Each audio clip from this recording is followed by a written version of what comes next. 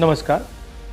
हिंदुस्तान का textile sector 5 crore परिवारों को रोजगार देता है। नरेंद्र मोदी जी की जो यूएस डील है वो हिंदुस्तान के टेक्सटाइल सेक्टर को खत्म कर देगा, नष्ट कर देगा। ये बात नरेंद्र मोदी जानते हैं और पूरा हिंदुस्तान जानता है। मैंने पार्लियामेंट हाउस में समझाया कि बांग्लादेश को फ्री पास 0% टैक्स और हिंदुस्तान को 18% टैक्स। इसका नतीजा होगा कि बांग्लादेश की टेक्सटाइल इंडस्ट्री हिंदुस्तान की टेक्सटाइल इंडस्ट्री को खत्म कर देगी। Now what have you done? You have, the United States has reduced Bangladesh's tariff to zero. And our tariff is 18%. What do you expect our textile people to do? Their competitor is Bangladesh. If Bangladesh imports US cotton, they have 0% duty. Finished.